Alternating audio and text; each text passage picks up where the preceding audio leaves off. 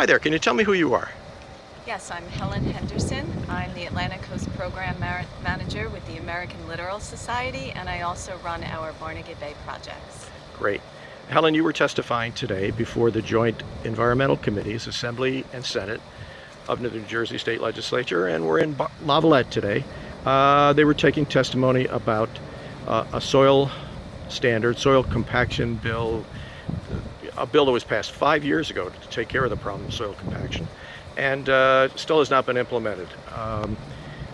And we've heard testimony from other folks about the reasons for that and what's going on. But I'd like to ask you about the fact that one of the problems people say is it's too expensive, or they don't know how to measure it, and so on and so forth.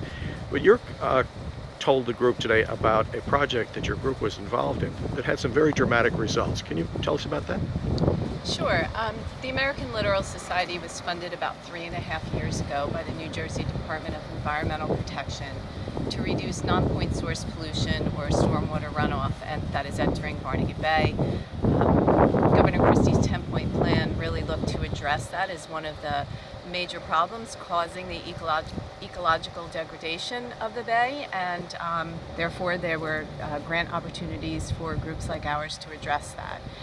This project, one of the main partners on it is the Ocean County Soil Conservation District, and that is because without effective and healthy soils, you cannot have proper stormwater management. So the project that I highlighted today is one of 7 that the grant has helped to fund, where we went into a highly compacted lawn area that was meant to function as a stormwater basin for a 220-unit, 22-acre private condominium complex known as Laurel Commons, which drains to the Long Swamp Creek, which is a tributary of the Toms River, the largest freshwater tributary to Barnegat Bay. We looked at this basin area, which we had previously studied, done some soil compaction tests, and found that beyond the obvious flooding conditions that the community was experiencing, we did find that the soils were so compacted that the grass basin area was actually functioning as if it were a paved parking lot. We went in there. Today I brought this testimony forward and this project example to show that it is easy, it is cost effective, and very, very successessful, not only in terms of reducing pollution, but also reducing flooding problems. For $60,000, we removed the top layer of compacted grass and soils. We dug down about 12 to 18 inches. We amended and restored the soils. We planted it with native grasses and plants.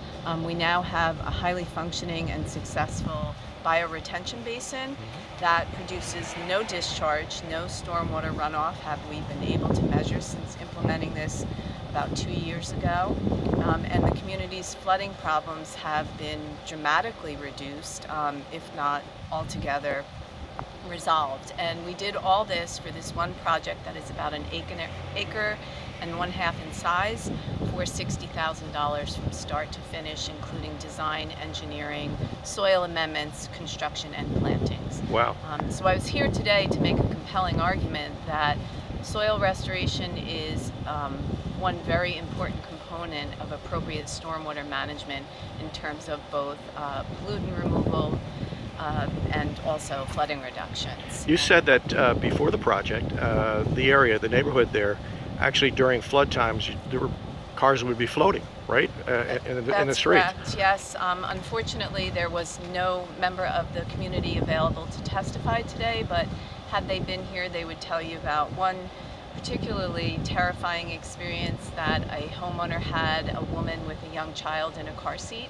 There was a flash flood event during one of those, regular downpours that we have now along the coast, and she was stranded in a car with her infant child in a car seat. Wow. Very, very terrifying, and as I said, in the almost 2 years since then, they have no longer experienced any of those dramatic and dangerous flooding events. Well, there certainly are plenty of municipalities in New Jersey where it may not be applicable everywhere, where we have very serious flooding problems, and where some projects like this might help alleviate that. Absolutely. I think that, we like to call these projects, they're known as green infrastructure. You're seeing cities like Camden and Philadelphia implementing all sorts of green infrastructure techniques to handle greater volumes of water quantity while providing better water quality at the same time. We're creating green jobs. It's definitely the direction that the state of New Jersey should be going in, as well as others are, leading by example.